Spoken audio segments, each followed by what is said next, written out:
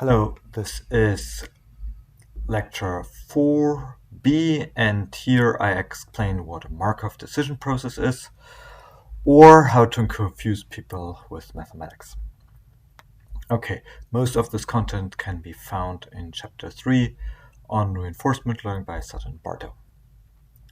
So I will explain Markov decision process in 3 stages.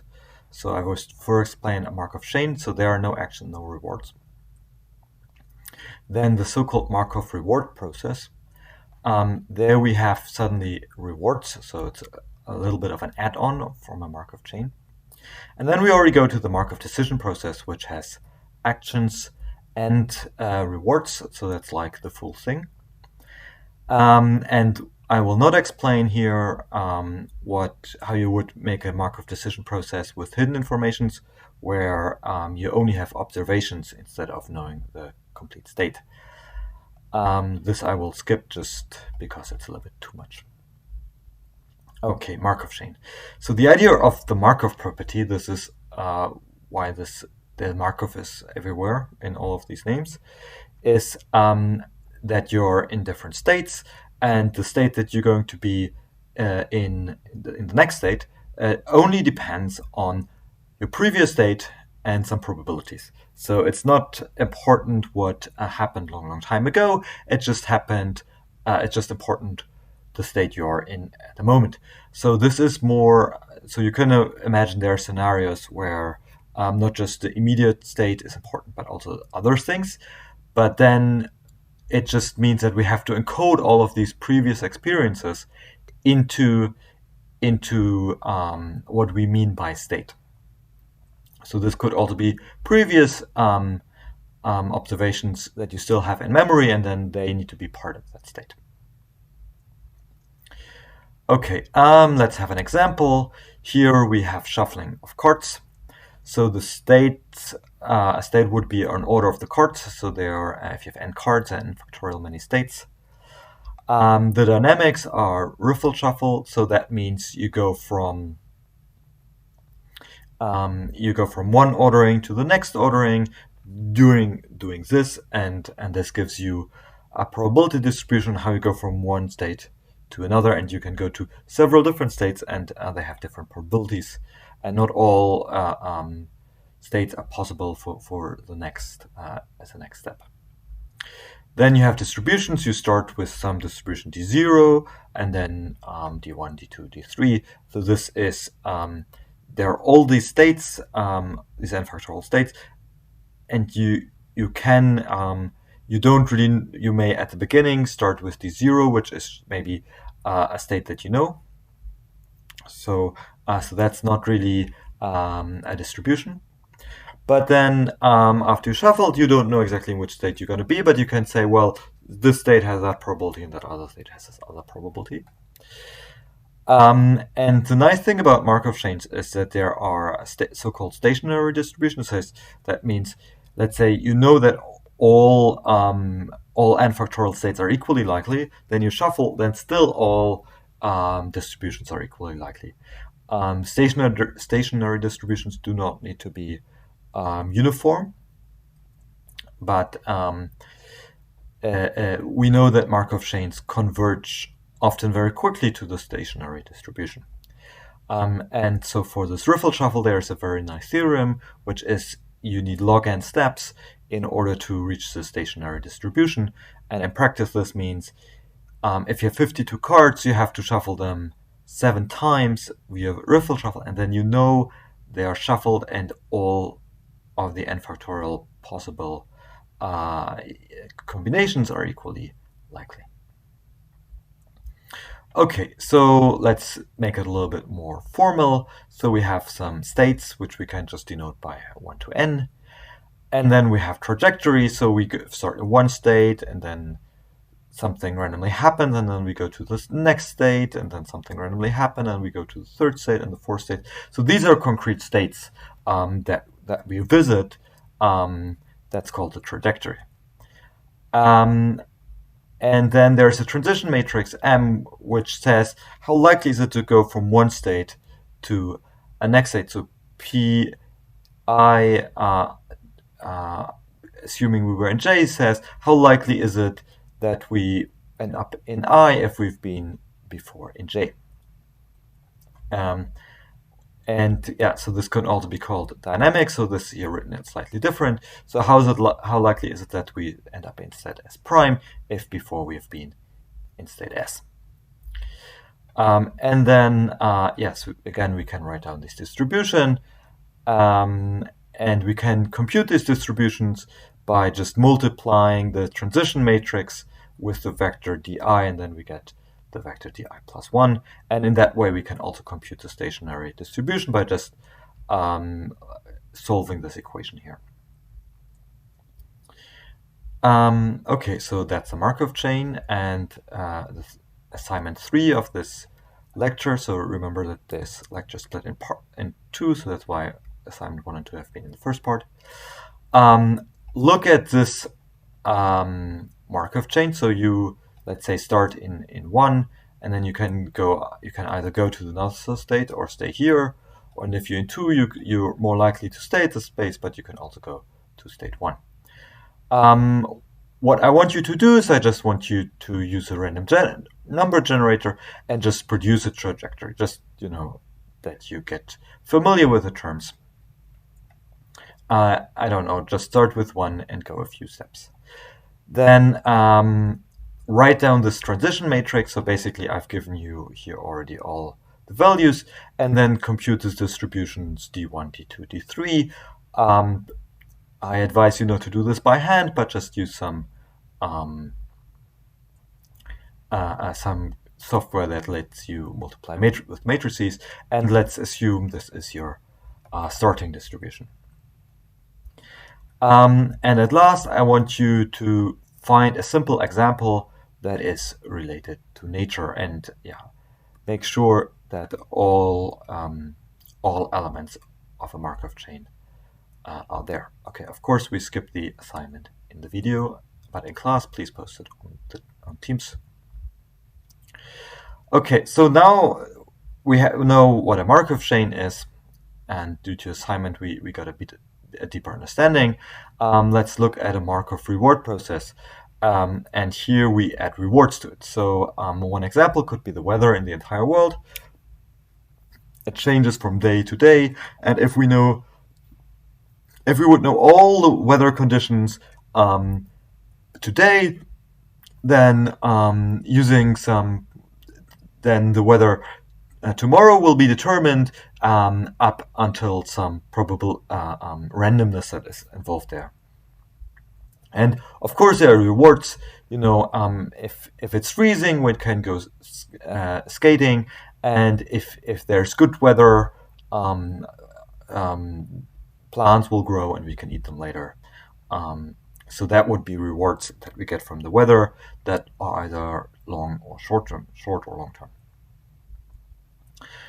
So that would be an example of a Markov reward process. Here, important is that the next state just depends on the previous state, and that we have rewards.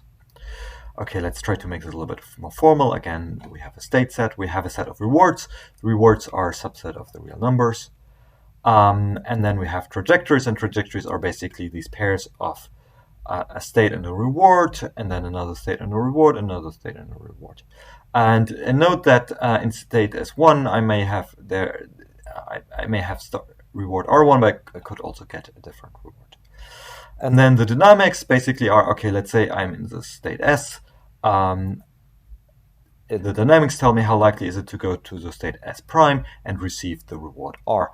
And so being in S prime does not necessarily mean that I will get the reward R. These could be decoupled. But that's what's meant by the dynamics. And here, let's introduce some terms that give a little bit more detail. So we can talk about the horizon, which is how long this Markov reward process takes. So when do we end in a terminate state? And there are two different types of reward process. So there's something called episodic tasks, where we definitely end in a terminal state. this will be, for instance, games that we consider usually end up are episodic tasks because they finish. And then there are continuing tasks where you just keep walking around in that state space, and there's no terminal state or terminate state, and you keep walking there. And so often in reinforcement learning, continuing tasks are important. And for those, the return of a state is defined as all the rewards that you receive in the future. But the problem is, because there could be continuing tasks, these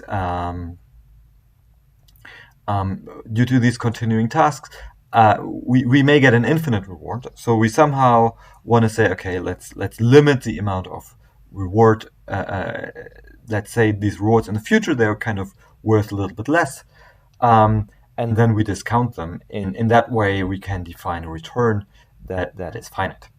And some discount factor is chosen between 0 and 1. So this can be freely chosen, and in this way you can define the return. I have to say that this return is defined based on a trajectory, and also that it's defined in this way due to mathematical convenience. It has a little bit of an issue, and somehow choosing gamma closer to 1 says that also rewards further in the future are important.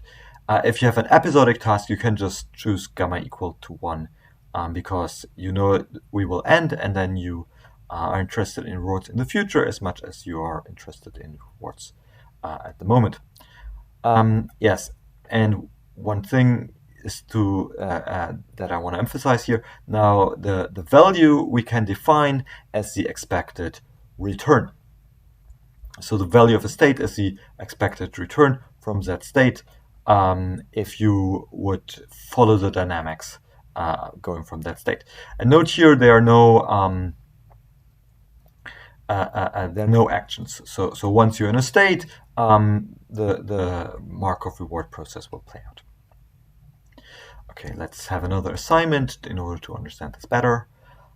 Try to find an example of a continuing Markov reward process related to the real world, so not just some bubbles together with some errors. Describe the state space, so that means the possible spaces. Describe the rewards. Give a short example of a trajectory. Just say like how this could play out. Let's say 2 or 3 steps in total, not more. Try to describe the dynamics. So how would you go from one state to another? You do not need to make a very long description. Just one sentence would be enough. Argue that in your example the Markov property is indeed satisfied. That basically means you have to check that you define the state space appropriately. Think about what discount factor you find useful to have. And then given this trajectory that you have, just compute the return and neglect those future rewards that you haven't computed, just so that you become familiar with the term return. Okay, and again, we don't do this in this video, obviously. Okay, and now we are ready to go to the Markov decision process. Here we have decisions, we have also actions. An example would be a quiz game. Let's say you have 10 levels, and after each level you get a random question which you have to answer. But before you answer it, you must decide whether you want to continue or you want to quit. And if you want to continue and you can't answer the question, then you're screwed. So you have this decision of whether you want to continue or quit, and yes, if you continue and can't answer the question, you lose. But if you quit, then you keep all the rewards that you accumulated so far. So let's introduce more notation and make this more formal. So the state space is S. The words are we denote by R, and the action set by A. And then our trajectories, they start looking more and more complicated. So now we have these trajectories of state, reward, action, state, reward, action, state, reward, action. And somehow I think of it, okay, we have a state, we do an action, and we go to the next state and we do an action. Whenever we enter a state, we also get the reward according to the dynamics. So the dynamics, here I already write it in short notation because it just becomes too lengthy. It's this function which tells us if we've been in state S and we did action A, how likely is it that we go into action S prime and receive reward R. And here, yeah, somehow we can start talking. We have this agent which chooses these actions, and it's completely free on how to choose it, right? So it's just that we know somehow this could be chosen, but actually we could choose it according to some policy pi, and a policy is just a mapping from the state space to the actions, or to a distribution on the actions if we have a probabilistic or stochastic policy. Again, the return is the same. So if we have a trajectory, then we can add up all the rewards here in a discounted fashion, and then the value again, that would be the expected return. But so in order to make this to get this expected trajectory, we have to stick to a policy. So we would always have the value of a state according to some policy, and then the true value would be according to the optimal policy.